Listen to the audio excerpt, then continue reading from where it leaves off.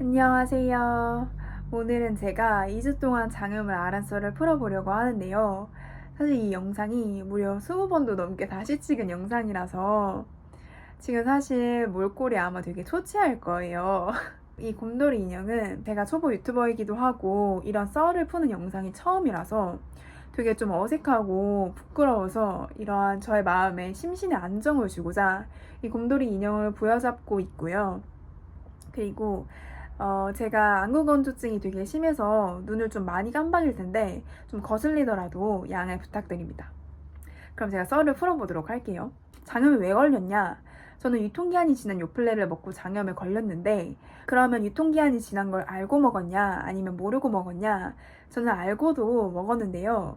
유통기한이 지난 거 알고도 왜 먹었냐? 너 바보냐? 라고 하시는 분들이 있을 텐데 저는 유통기한과 소비기한의 차이를 알고 있었고 사실 그 전에도 유통기한이 지난 우유, 유통기한이 지난 요구르트, 요플레 등을 먹었는데도 사실 아무런 일이 없었어요. 그러니까 이번에도 아무 의심 없이 유통기한이 지난 걸 먹었죠. 여기서 잠깐 유통기한과 소비기한의 차이를 말씀드리자면 아마 아시는 분들은 다 아실 거예요. 유통기한은 판매자 중심이라서 이 제품이 소비자에게 안전하게 유통될 수 있는 기한을 말해요. 근데 반면에 소비기한 같은 경우는 소비자 중심이라서 소비자가 이 제품을 안전하게 소비할 수 있는 기한, 음식이라면 안전하게 먹을 수 있는 기한이 이제 소비기한인 거죠. 근데 제가 먹었던 요플레 같은 유제품의 경우에는 소비기한이 유통기한에 비해서 한 30일 정도는 더 길어요. 그러니까 제가 먹었던 유통기한이 지난 요플레가 유통기한에서 한 며칠 정도 지났는데 어쨌든 소비기한에는 포함되어 있기 때문에 사실 먹어도 크게 문제는 없거든요. 근데 어쨌든 장염 진단을 받았어요.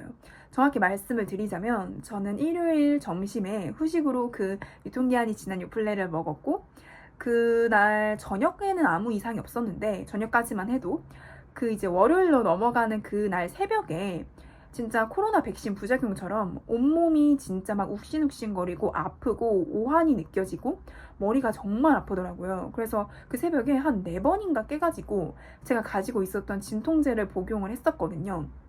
그리고 그 다음날 아침, 월요일 아침이 돼서야 배가 그냥 아주 그냥 미친 듯이 아프고 아침에 화장실에서 정말 큰 일을 치렀습니다.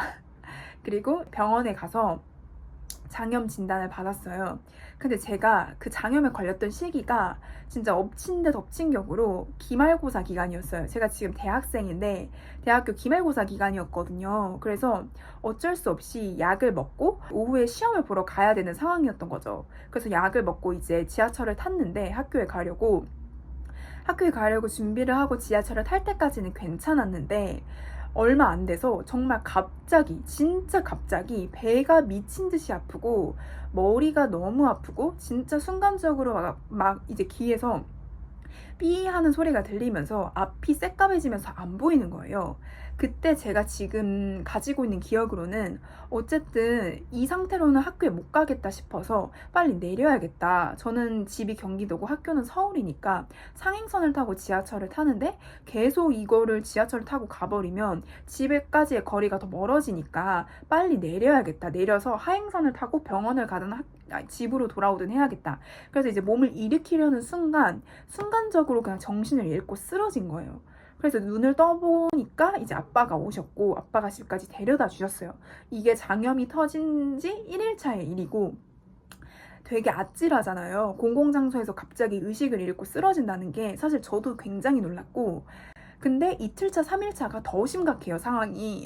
1일차는 이거는 그냥 되게 라이트한 거고, 이틀차는 진짜 열도 나고, 사람이 먹은 게 없는데 계속 토를 하고 설사를 하니까, 이게 탈수 증상이 와가지고, 그래서 막 머리가 계속 어지럽고 깨질 듯이 아픈 거예요. 그리고 이 증상이 이틀차, 3일차까지가 제일 심했어요. 근데 이게 저는 정말 웃긴 게 일주일 넘게 이 장염이 낫지를 않는 거예요. 설사를 너무 많이 하니까 밖에 나갈 수가 없어요. 그러니까 일상생활을 할 수가 없어. 그러니까 시도 때도 없이 내가 예측이 불가능할 정도로 너무 계속 화장실에 가고 배가 아프니까 일상생활을 못했죠. 결과적으로 시험을 못 봤어요. 그러니까 이게 진짜 최악이야. 근데 생각보다 장염이 빨리 낫지를 않는 거예요. 결국에는 추가적으로 병원에서 지사제를 처방을 받았는데 여러분 혹시라도 지금 장염에 걸리신 분이 이 영상을 보고 있다면 장염 초반에는 지사제를 복용하지 않는 거를 추천해 드립니다. 지사제는 말 그대로 설사를 지연시키는 거예요. 근데 그러면 지사제를 먹으면 설사를 안 하나요? 아니요. 지사제를 먹어도 설사를 해요. 설사를 잠깐 동안만 이제 막아두는 거예요. 그러니까 설사를 하는 횟수가 줄어드는 거지 설사를 아예 안 하지는 않아요. 근데 초반에 지사제를 복용하지 말라고 하는 이유는 어떻게 보면 설사를 하는 거는 우리 몸 안에 있는 세균이나 바이러스가 나올 수 있게끔 해주는 거거든요. 그리고 몸 안에 있는 그 나쁜 독소라든지 그런 게 다 나와줘야 장염이 나을 수가 있어요. 물론 설사를 많이 하면 그만큼 하면서 몸 안에 있는 영양소라든지 에너지라든지 수분을 다 빼앗아 가기 때문에 그렇기 때문에 탈수 증상을 느끼고 머리가 어지럽고 막 열이 나고 이런 거거든요. 근데 사실 그건 어쩔 수 없는데 어쨌든 초반에 이제 설사를 못하게 막아두면 오히려 그 장내 세균이나 바이러스가 계속 이제 몸 안에 갇혀있기 때문에 그게 오히려 안 좋을 수 있다고 해요. 그래서 초반에는 지사제를 먹지 않고 불편하더라도 그냥 화장실을 자주 가시는 걸 추천을 드립니다. 그리고 많은 사람들이 묻는 게 장염 걸렸을 때 밥 먹어도 되나요? 근데 저는 개인적으로 약간 사람마다 다르기는 한데 저는 안 먹는 걸 추천드립니다. 그리고 먹어도 많이 못 먹어요. 왜냐하면 계속 배 아프지? 그리고 먹는 족족 계속 설사해요. 저는 장염에 걸려있는 시기 동안에 음식을 거의 안 먹었는데 되게 조금 황당했던 게 그래도 약은 먹어야 되잖아요. 그래서 약을 먹을 때 우리가 물이랑 같이 먹잖아요. 근데 약을 먹는다고 내가 약 먹고 물 먹는 것도 바로 계속 막 몸 여기 꾸르륵 꾸르륵 거리면서 계속 설사를 하더라고요. 약을 먹어도 또 계속 설사하고 물을 먹어도 또 설사하고 이러니까 사실 그 외에 음식을 먹어도 아마 많이 못 먹을 거예요. 음식을 먹는 게 오히려 더 불편할 것 같은 느낌? 이거는 사람마다 다르기는 하지만 저는 개인적으로 안 먹는 걸 추천을 해요. 근데 진짜 너무 힘이 없다. 그러면 흰죽, 뭐 죽도 막 전복죽 이런 거 말고 야채죽, 흰죽, 미음 이런 거는 드셔도 괜찮은 것 같아요. 그리고 제가 2주 동안 장염을 앓으면서 일주일도 채 되지 않아서 거의 한 며칠 만에 살이 7kg가 빠졌어요. 원래 제가 46kg인데 39kg까지 빠졌거든요. 지금은 장염을 회복한 지 좀 꽤 됐어요. 회복하고 나서 한 2, 3주 된 것 같은데? 그래서 다시 지금 살이 쪘는데 그때 장염을 걸렸을 때는 되게 진짜 반시체처럼 해골바가지 같았거든요.